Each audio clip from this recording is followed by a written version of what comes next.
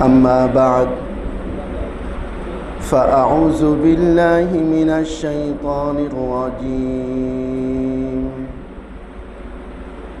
بسم الله الرحمن الرحيم.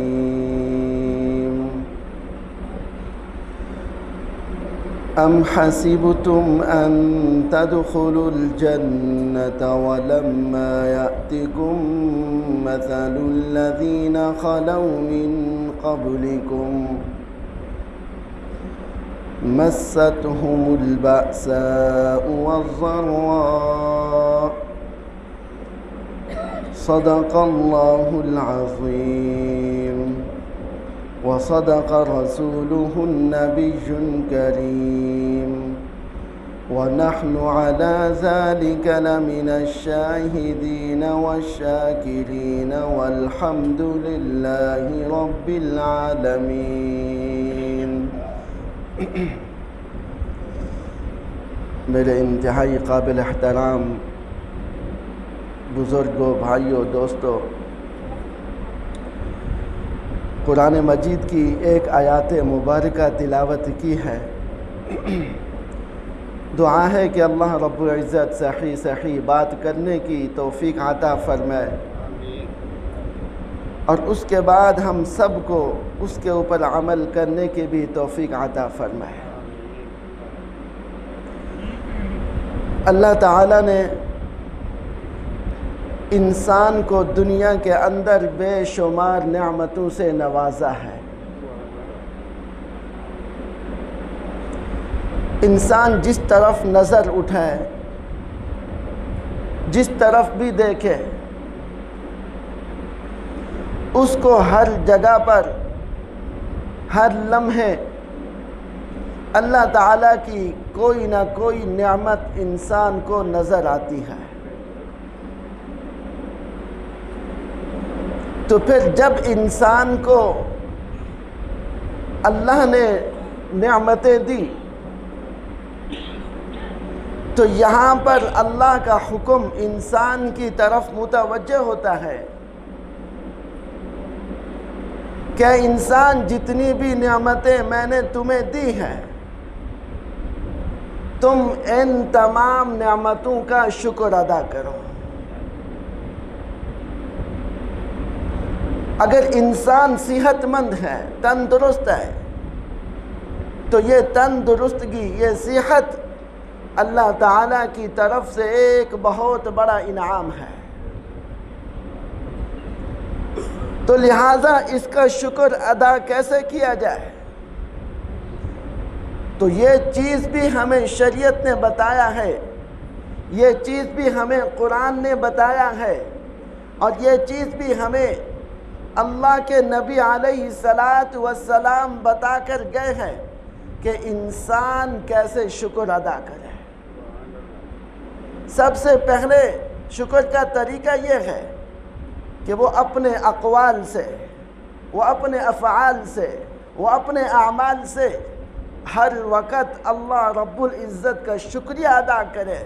زبان سے بھی شکر، اپنے مال سے بھی شکر۔ اگر اللہ نے اس کو صحت دی تو اس صحت کا شکر یہ ہے کہ تم ہر وقت اللہ رب العزت کی فرما برداری کرو، اس کا اطاعت کرو، اور اس کے سامنے سجدہ ریز ہو جاؤ، یہ ہے شکر۔ اس کے مقابلے میں اللہ نے وہ لوگ بھی بنائے ہیں جن کو اللہ نے نعمتیں تو دی ہیں لیکن بہت کم نعمتیں دی ہیں۔ تو جن کو نعمتیں دی ان کو شکر ادا کرنے کا حکم دیا، جن کو نعمتیں نہیں دی ان کو اللہ تعالیٰ نے صبر عطا کرنے کا حکم دیا، صبر کرنے کا حکم دیا۔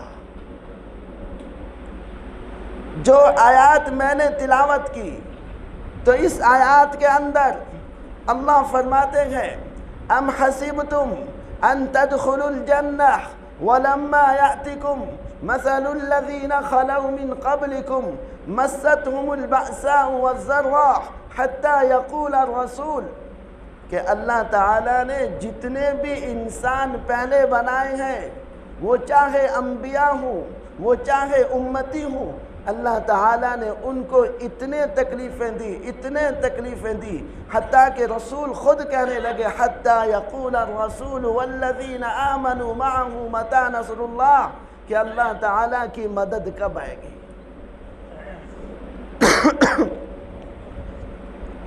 جو رسول علیہ السلام کے ساتھ تھے تو بار بار آپ سے پوچھتے کہ اللہ ان نصر اللہ، کہ اللہ تعالیٰ کی مدد کب آئے گی، متی نصر اللہ؟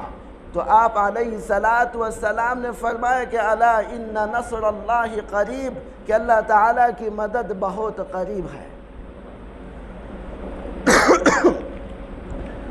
تو پھر شریعت نے جہاں پر انسان کو شکر ادا کرنے کا حکم دیا، وہاں پر انسان کو صبر کرنے کا بھی حکم دیا۔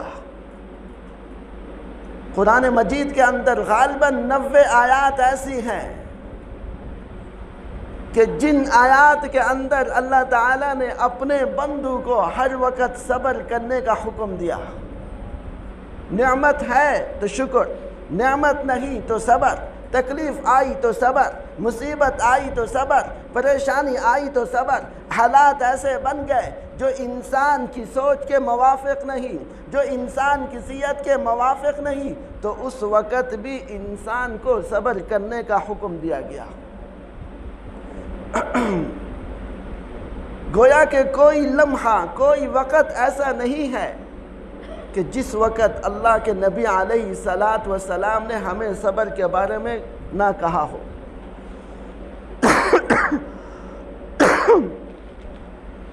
آپ علیہ السلام کی زندگی ہمارے سامنے ہے، تو دیکھیں جب تک آپ نے نبوت کا دعویٰ نہیں کیا، جب تک آپ نے اپنے نبی ہونے کا اعلان نہیں کیا، تو اس وقت تک لوگ آپ کو صادق بھی کہا کرتے تھے، امین بھی کہا کرتے تھے۔ اپنی امانتیں اللہ کے نبی علیہ السلام کے پاس رکھا کرتے تھے۔ کیوں؟ کہ آپ نے لوگوں کو دکھایا کہ اپنے افعال سے، اپنے اقوال سے، اپنے اعمال سے کہ میں سب سے سچا انسان ہوں، میں امانت دار ہوں، میں دیانت دار ہوں، میں کسی قسم کی کوئی خیانت نہیں کرتا۔ تو جب تک آپ نے نبوت کا دعویٰ نہیں کیا تو وہ کافر لوگ آپ کو صادق اور امین کہا کرتے تھے۔ جیسے ہی اللہ کے نبی نے نبوت کا دعویٰ کیا اور اللہ تعالیٰ نے آپ کو حکم دیا وَأَنذِرْ عَشِيرَتَكَ الْأَقْرَبِينَ، کہ اے میرے پیغمبر اپنے قریبی رشتہ داروں کو دین کی دعوت دیجئے، ان کو دین کی طرف بلائیے۔ تو پھر آپ علیہ السلام نے ایک جگہ پر کھڑے ہو کر ان کے سامنے اعلان کیا کہ میں اللہ تعالیٰ کا پیغمبر ہوں، میں اللہ تعالیٰ کا نبی ہوں۔ تو اس وقت جو سب سے پہلے آپ کو تکلیف ملی وہ آپ کے اوپر طعنے کچے گئے، وہ آپ کو طعنے دیے گئے، آپ کی توہین کی گئی۔ جیسے ہی آپ کی توہین کی گئی تو آپ علیہ السلام پریشان ہو گئے۔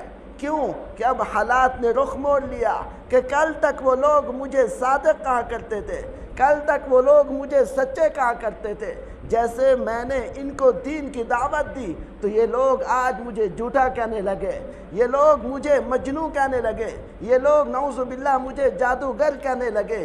تو حالات ناموافق ہو گئے۔ تو آپ علیہ السلام کو اللہ نے فرمایا کہ اے میرے پیغمبر اگر آپ نے دین کی دعوت پہنچانی ہے، دین کی تبلیغ کرنی ہے تو سب سے پہلا راستہ یہ ہے کہ آپ کو صبر کا دامن پکڑنا پڑے گا، صبر کا دامن پکڑنا پڑے گا۔ تو جب آپ صبر کریں گے، آپ لوگوں کے طعنے برداشت کریں گے، آپ لوگوں کی باتیں سنیں گے، تو پھر تب آپ ایک عظیم انسان بنیں گے، آپ ان لوگوں کے لیے ایک رہنما بنیں گے، آپ ان لوگوں کے لیے ایک مشعل نما بنیں گے۔ تو جب تک آپ صبر کا دامن پکڑے رہیں گے تو لوگوں کے لیے آپ کا جسم خیر خواہی کا ذریعہ بنے گا۔ تو اسی وجہ سے آپ علیہ السلام نے کر کے دکھایا کہ صبر کیا چیز ہے۔ تو چند چیزیں ایسی ہیں کہ جن کا اللہ تعالیٰ نے ثواب کے بارے میں ثواب کا جو ہے میزان مقرر نہیں فرمایا۔ سب سے پہلی چیز اللہ نے جس کا میزان مقرر نہیں فرمایا وہ اپنی شان کریمی کے مطابق انسان کو اس کا اجر دیتے ہیں۔ سب سے پہلے تو یہ ہے کہ جو انسان روزہ رکھتا ہے، روزے کا جو اجر ہے اللہ تعالیٰ فرماتے ہیں میں اس کو شان کے مطابق دیتا ہوں۔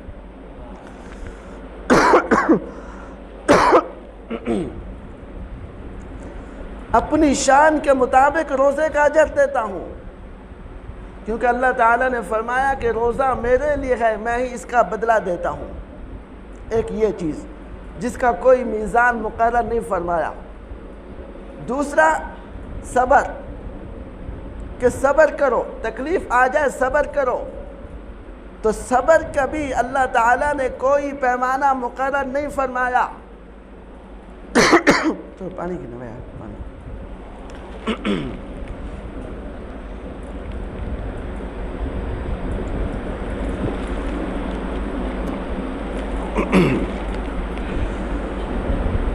دوسرے نمبر پر میں کہہ رہا تھا کہ صبر ایک ایسی چیز ہے کہ اس کا بھی اللہ تعالیٰ نے میزان قائم نہیں فرمایا۔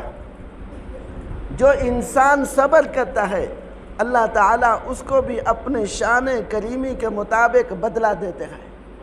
جو لوگوں کا طعنے سنتا ہے جواب نہیں دیتا تو پھر اللہ تعالیٰ اس کو بھی اپنے شان کریمی کے مطابق بدلہ دیتے ہیں۔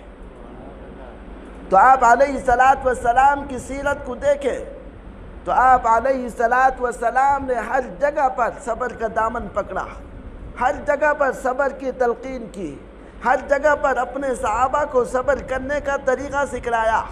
تو ایک مرتبہ آپ علیہ السلام کے سامنے ایک یہودی آیا، آپ علیہ السلام نے اس یہودی کا قرضہ دینا تھا، اس نے آ کر آپ کی شان میں گستاخی کی، نعوذ باللہ برے برے الفاظ سے پکارا۔ تو پھر آپ کو اپنی قوم کا بھی طعنہ دیا کہ تم سارے ایسے ہوتے ہو، قریشی ایسے ہوتے ہو، وعدہ خلافی کرتے ہو، قرضہ لیتے ہو، قرضہ دیتے نہیں ہو۔ ساتھ میں حضرت عمر ابن خطاب بھی موجود تھے، وہ سن رہے تھے، وہ غصے ہو گئے۔ تو آپ علیہ السلام نے حضرت عمر کو فرمایا کہ اے عمر تم تو یہ کہتے، تم مجھے کہتے کہ تم اس کا قرضہ لٹا دو، تم مجھے وصیت کرتے کہ تم نے اس کا قرضہ کیوں نہیں لٹایا، بلکہ تم غصے ہو گئے ہو۔ میں نے صبر کیا کہ جو انسان صبر کرتا ہے اللہ تعالیٰ کی مدد اس کے ساتھ ہوتی ہے، اللہ تعالیٰ کے فرشتے اس کے ساتھ ہوتے ہیں جو اس کی حفاظت کرتے ہیں۔ کئی واقعات ہیں۔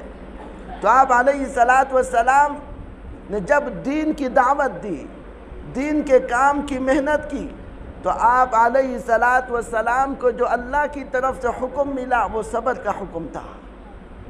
آپ کی اولاد آپ کے سامنے شہید ہو گئی، آپ کی اولاد آپ کے سامنے پردہ فرما گئی، لیکن آپ نے کبھی روئے نہیں، کبھی آپ نے جزا فضا نہیں کیا، کیونکہ اللہ تعالیٰ نے آپ کو کہا کہ آپ صبر کریں۔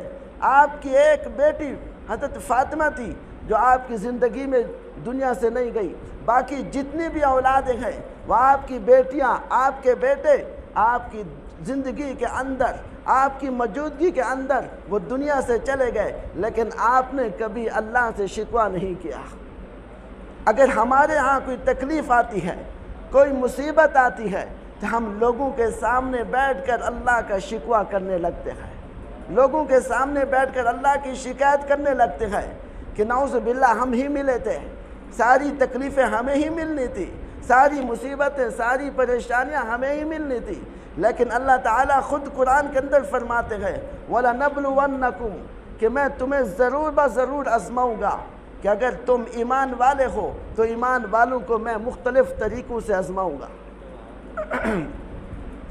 تو جتنے پیغمبر پہلے گزرے ہیں تو انہوں نے صبر کیا۔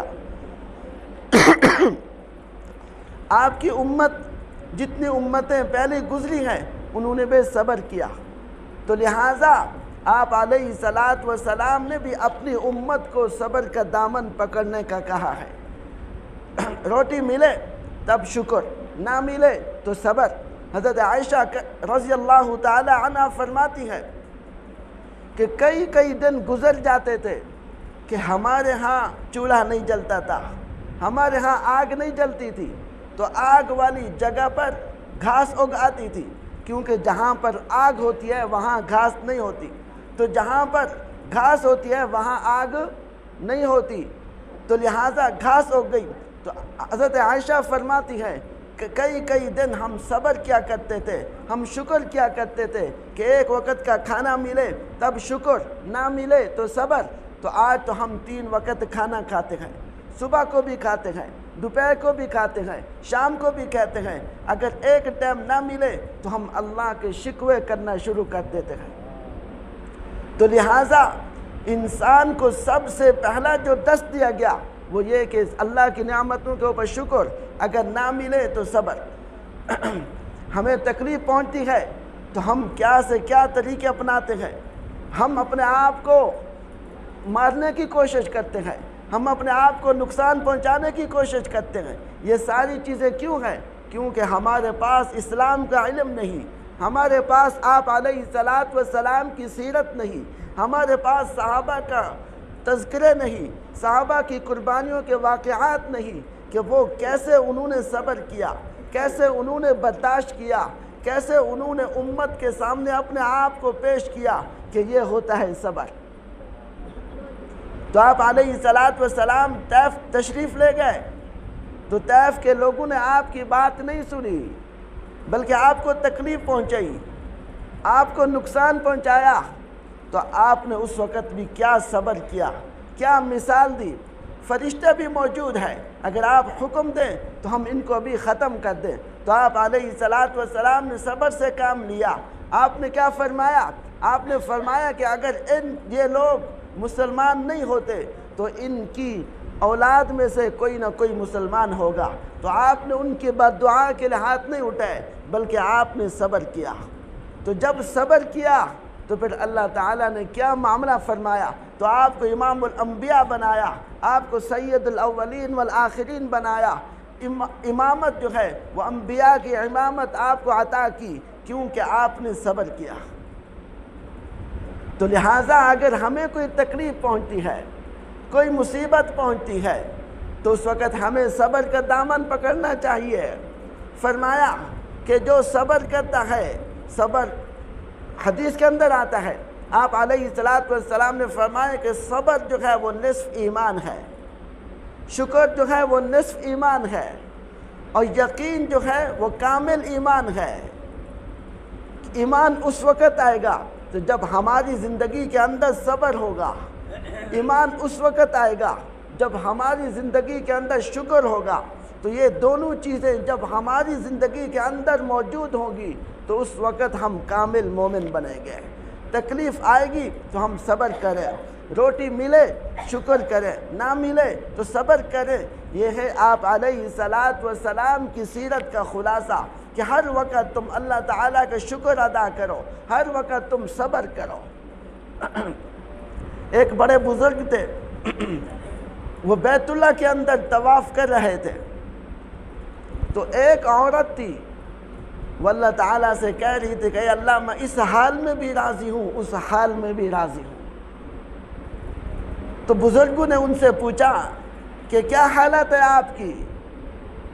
تو اس نے کہا کہ میرے 3 بیٹے تھے، میں گھر کے کام کاج میں مصروف تھی، تو میرے ایک بیٹے نے چھری اٹھائی، اپنے بھائی کو کہنے لگا کہ کیا یہ چھری چلتی ہے نہیں چلتی ہے، اس کی دھار تیز ہوتی ہے کہ نہیں ہوتی؟ تو اس بھائی نے اپنے بھائی کی گردن کے اوپر چھری چلا دی، وہ وہیں پہ مر گیا۔ میں جب وہاں پہنچی تو اس کی لاش کٹی ہوئی تھی، گردن کٹی ہوئی تھی، تو وہ مر گیا۔ تو پھر وہ دوسرا بھائی ڈر کی وجہ سے وہ کسی جگہ چھپ گیا جھاڑیوں کے اندر، تو جب وہ جھاڑیوں کے اندر چھپ گیا تو ایک سانپ نے اس کو ڈس لیا تو وہ وہیں پہ مر گیا۔ تو میں پہلے بیٹے کی لاش اٹھا کر صحن میں لائی، تو پھر اس بیٹے کو تلاش کیا جو جھاڑیوں کے اندر چھپ گیا تھا، وہ بھی وہیں پہ مرا ہوا تھا، اس کی لاش کو اٹھا کر میں نے صحن کے اندر رکھ دیا۔ میرا ایک چھوٹا بیٹا اور تھا جو صحن میں کھیل رہا تھا، تنور ساتھ تھا، وہ کھیلتے ہوئے تندور کے اندر چلا گیا، وہ بھی آگ سے جھلس کر مر گیا۔ تو میں نے ہر وقت اللہ تعالیٰ سے یہ کہا ہے کہ اللہ آپ نے جو نعمتیں دی تھی میں نے اس کے اوپر شکر ادا کیا۔ یہ جو آپ نے ہمیں اولاد دی تھی یہ آپ کی نعمت تھی، یا آپ نے جو دیا تھا یا آپ نے ہمارے اوپر احسان کیا تھا، اگر آپ نے سنبھال لیا تو آج میں صبر کر رہی ہوں۔ تو اس وجہ سے میں کہہ رہی ہوں اے اللہ ہر حال میں آپ کا شکر ہے، ہر حال میں آپ کا شکر ہے۔ نعمت ملے شکر، نہ ملے شکر۔ آپ علیہ السلام کی ساری زندگی بھری ہوئی ہے، تو آپ دیکھیں کافروں نے آپ کو کتنا تکلیف دی لیکن آپ نے کبھی بدلہ نہیں لیا۔ آپ کے سامنے اوجری پھینکی گئی، آپ کے وجود کے اوپر گندے کپڑے کانٹے پھینکے گئے، گند پھینکا گیا، لیکن آپ نے کبھی بدلہ نہیں لیا۔ حالانکہ آپ کے پاس قوت تھی، آپ کے پاس طاقت تھی، آپ چاہتے تو بدلہ لے سکتے تھے، لیکن اللہ رب العزت نے آپ کو صبر کا کہا تھا، اسی وجہ سے آپ علیہ السلام نے ہمیشہ صبر کیا۔ فتح مکہ کے موقع کے اوپر وہ دشمن سارے موجود تھے، آپ بدلہ لینا چاہتے تو لے سکتے تھے، لیکن آپ علیہ السلام نے ان کو معاف فرما دیا۔ وہ وحشی جس نے آپ کے چاچا کو شہید کیا، جس نے آپ کے چاچا کے جسم کے اوپر طرح طرح کا ظلم کیا، چاچا کی ناک کاٹی، کان کاٹا، مسئلہ کیا، لیکن جب وہ وحشی سامنے آتا ہے تو آپ نے اپنے ظرف قلبی سے اس کو بھی معاف فرما دیا۔ یہ ہے صبر، یہ ہے صبر۔ تو آپ علیہ السلام نے فتح مکہ کے اوپر کہہ دیا تھا لا تثریب علیکم اليوم، کیا تمہارے اوپر کوئی ملامت نہیں ہے، کہ جو انسان جہاں پر ہے وہ اپنے گھر میں ہے، وہ جس جگہ پر بھی ہے، آج معافی کا دن ہے، میں نے ان کو معاف کر دیا۔ کیوں کہ اللہ تعالیٰ نے فرمایا تھا کہ آپ میرے پیغمبر ہر وقت صبر کریں، تو لہٰذا آپ علیہ السلام نے اپنی زندگی کے اندر صبر سکھایا، صبر کے طریقے بھی بتائے، تو لہٰذا ہمیں بھی ہر وقت صبر کرنا چاہیے۔ صبر کیا ہے کہ جب بھی کوئی مصیبت پہنچے تو اس وقت انسان کو جو کلمات ادا کرنے چاہیے وہ بھی شریعت نے ہمیں بتایا۔ اگر کوئی فوت ہو جاتا ہے تو کیا کہتے ہیں انا للہ و انا الیہ راجعون، یا یہ دعا فرمائی اللہم اجرنی فی مصیبتی واخلف لی خیرا منہا، اے اللہ جو تکلیف پہنچی ہے میں اس کے اوپر صبر کرتا ہوں اور اس سے بہتر چیز آپ ہمیں عطا کر دیجئے۔ حضرت سلمہ رضی اللہ تعالی عنہ ایک صحابیہ ہے، بلکہ امہات المؤمنین میں سے ہیں، وہ فرماتے ہیں کہ میرے خاوند ایک جنگ کے اندر شہید ہو گئے، میں نے یہ دعا سیکھی ہوئی تھی، اللہ کے نبی نے مجھے یہ دعا بتلائی کہ جب بھی کوئی مصیبت آ جائے، تکلیف آ جائے تو یہ دعا پڑھو۔ میں نے یہ دعا پڑھی اللہم اجرنی فی مصیبتی، تو پھر جب میں نے دعا پڑھی واخلف لی خیرا منہا، تو میرے ذہن میں آیا کہ اللہ کے نبی نے فرمایا کہ جو صبر کرتا ہے، جو مصیبت کے وقت، پریشانی کے وقت صبر کرتا ہے تو اللہ تعالیٰ اس کو اس سے بہتر بدلہ دے دیتے ہیں۔ تو میرا خاوند تو میرے ساتھ بہت اچھا تھا، یہ تو بہت بہتر تھا، اس سے بہتر خاوند مجھے نہیں مل سکتا، لیکن مجھے یقین تھا کہ اللہ تعالیٰ مجھے ضرور اور نعمت دیں گے۔ تو جب میری عدت مکمل ہو گئی تو اللہ کے نبی علیہ السلام نے خود پیغام نکاح بھیجا، تو میں نے ان کے پیغام نکاح کو قبول کر لیا۔ پھر مجھے پتا چلا کہ صبر کا یہ بدلہ ہے، صبر جو انسان کرتا ہے اللہ تعالیٰ اس چیز سے بھی زیادہ نعمتیں، زیادہ اچھی والی چیزیں اس انسان کو عطا کرتے ہیں۔ تو لہٰذا شریعت ہمیں کہتی ہے صبر کا، ہمیں تکلیف محسوس ہو تو صبر۔ آپ فلسطین کے بچوں کو دیکھیں، وہاں کے لوگوں کو دیکھیں، وہ کتنا تکلیف میں ہے، ان کے پاس کھانے پینے کا کوئی سامان نہیں، پہننے کے لیے کپڑے نہیں، تو جب کھانا لینے کے لیے جاتے ہیں، پانی لینے کے لیے جاتے ہیں تو اس وقت بھی یہودی ان کے اوپر گولیاں چلاتے ہیں، ان کو مارتے ہیں، لیکن کبھی بھی انہوں نے اپنی زبان سے شکوہ نہیں کیا، اپنی زبان سے شکوہ نہیں کیا۔ بلکہ ان لوگوں نے صبر کا دامن پکڑا ہوا ہے۔ جو صبر کرتا ہے اللہ تعالیٰ اس کے گناہ معاف فرما دیتے ہیں۔ جو صبر کرتا ہے اللہ تعالیٰ اس کو جنت کے اندر جگہ عطا فرماتے ہیں۔ آپ علیہ السلام نے فرمایا کہ صبر جو ہے یہ گناہوں کا کفارہ ہے۔